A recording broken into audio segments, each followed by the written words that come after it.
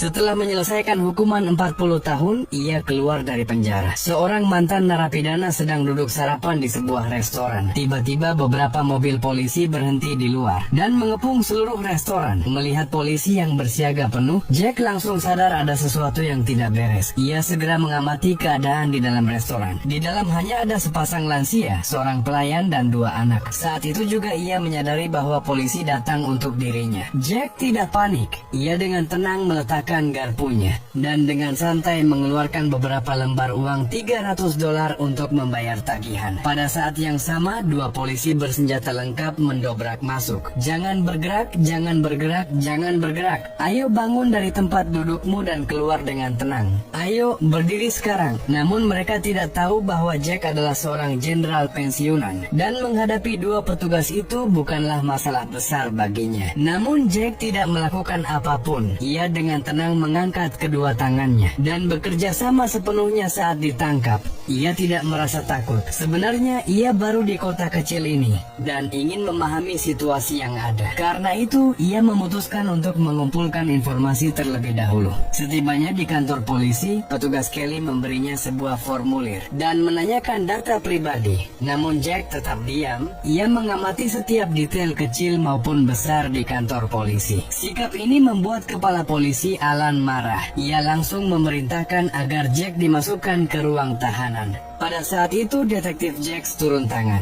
Ia membawa Jack ke ruang interogasi dan menjelaskan alasan penangkapannya. Malam sebelumnya terjadi pembunuhan yang sangat kejam di kota itu. Korban ditembak 2 kali di bagian belakang kepala dengan pistol 8 mm. Bahkan setelah kematian dipastikan, pelaku terus menyerang tubuh korban selama 2 jam. Dan akhirnya tubuh korban ditutupi dengan kardus. Pagi ini seorang saksi melihat Jack di dekat lokasi kejadian. Karena itu Jack menjadi tersangka. Setelah mendengar semuanya, Jack yang sejak tadi diam akhirnya berbicara. "Karena aku tidak membunuh siapapun. Setidaknya tidak dalam waktu dekat. Dan jelas bukan di kota ini." Dari kata-katanya, ia menyusun sendiri beberapa detail. "Pria itu dibunuh oleh 3 orang. Jelaskan padaku." Pembunuhnya sangat memahami senjata. Pelurunya adalah 8 mm jenis 85 grain. Dan ia menggunakan peredam suara. Jack terkesan dengan cara berpikirnya. Namun pertanyaan tetap ada. Apa yang sebenarnya ia lakukan di sana? Jack menjelaskan bahwa ia baru tiba di terminal bus pagi itu dan datang untuk memberi penghormatan kepada seorang penyanyi blues buta. Namun polisi hanya menemukan sebuah sikat gigi, sebuah medali Prancis dan uang tunai $400. Bepergian sejauh 900 km dengan barang sesedikit itu.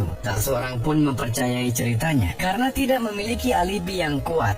Jack memutuskan untuk menahannya di sel. Pada saat itu kasus ini tiba-tiba berubah arah. Beberapa angka ditemukan di bawah sepatu korban. Setelah angka itu ditelusuri, mereka sampai pada seorang bernama Paul yang merupakan seorang eksekutif bank. Pria berpakaian rapi itu awalnya berbicara dengan sombong bahwa ia tidak tahu apa-apa. Namun begitu ia melihat sebuah mobil hitam di luar jendela, wajahnya langsung berubah. Sebelum polisi sempat berkata apapun, ia panik dan berkata, "Aku yang melakukannya. Akulah yang membunuhnya." Ia mengaku terlalu cepat hingga Kelly pun menghentikannya, seolah-olah masuk penjara adalah tujuannya. Jack langsung mengerti bahwa ini adalah pengakuan palsu. Namun ia memutuskan untuk mengikuti permainan ini. Ia menatap Kelly dan menangkap Paul agar rantai kejadian berikutnya bisa terungkap. Dengan munculnya tersangka baru, Jack menyadari bahwa Jack telah diperlakukan tidak adil. Ia hampir membebaskannya ketika tiba-tiba Jack sendiri mengubah sikapnya dan dengan nada dingin berkata,